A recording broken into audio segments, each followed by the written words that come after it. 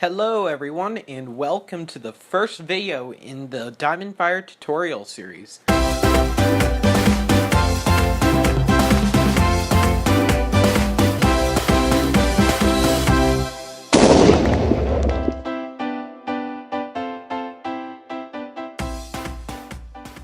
In this video, I'm going to show you guys how to create a auto-saving checkpoint parkour. It's actually pretty simple. It's not going to take you a long period of time, and it has awesome results. So the first thing you're going to want to do is go into build mode and build yourself a nice fancy parkour like so. The only thing you need to keep in mind is that the blocks up here that the players jump on all need to be the same type of block to start, and there needs to be a platform below that is all the same type of block. So I have lapis in gold, and I will get to the red wool block later in the video, but that'll show you how you can change the type of block that you want to do on your parkour.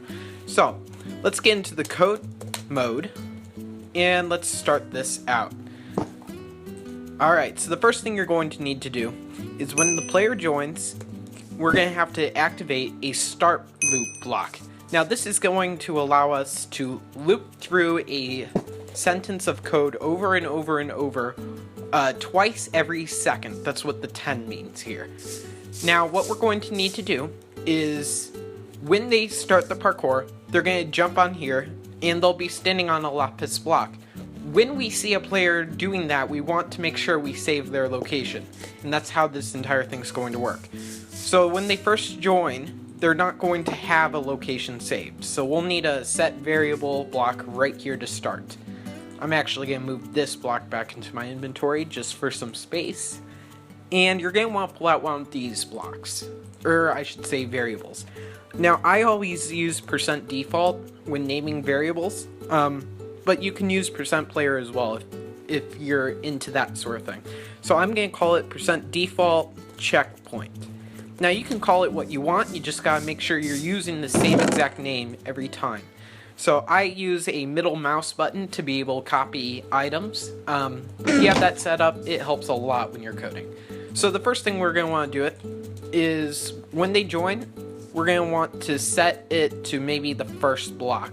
So I'm going to stand on here, float up a little bit, right click the location so it sets me floating just a little bit on the block. That way when players go to the checkpoint, it's not going to glitch them out. Alright, so the next thing we're going to need to do is put an if block down. Actually, we'll probably need two of them. So the first one we're going to set to if is standing on block, and the same for the second one.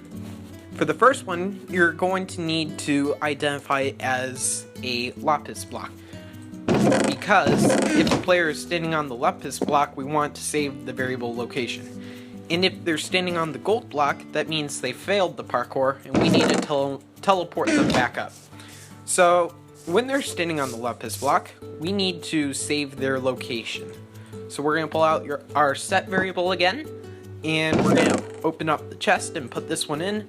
And we're going to go into our variables, pull out a location paper, shift and right click, put this one in here. Let's pull out a default player location so it saves it to wherever they are. Alright, now over here, if they are standing on the gold block, they failed, so that we need to teleport them back up. So you're just going to hit the teleport button, you're going to pull out your variable and put it right into this chest. Now let's see what this does. So mode play, come on over, jump up here, so now I'm on the second one. If I fall off, it teleported me right back up. Now I got to the third one, I fell off, oh, I'm back on the third one. I can go to the fourth one, fifth, etc., fall off, and it'll teleport me right back up the moment I do. Now the red block, if you're trying to change the different blocks you can use, it's going to cause problems. See, it's not going to save this checkpoint. It's going to take me back here. So the way to fix this is go to your code, and we're just going to add another if statement in. So I am going to move this over because I like to be organized. You can tag it on the end, or you can put it at the beginning. I'm going to shift and right click this stone block twice to move over my entire line. Then I'm going to put an if statement block in here. And if player is standing on block, and we used red wool. So I'm going to pull out some red wool. And I'm going to put it in the chest. And I'm going to do the exact same thing I did over here. I'm just going to put a set variable. And I can even copy all this. So I'm going to take this, put it into this chest. So now if we try again, mode play. And I'll show you this real quick. So I joined, but I haven't started the parkour. If I step on the gold block, it'll take me right here. That's what we set up at the very beginning. So I fell off, it takes me up. Now I'm here, now I'm here, now I'm here. I fell off, I'm back up here, I'm here, I'm here.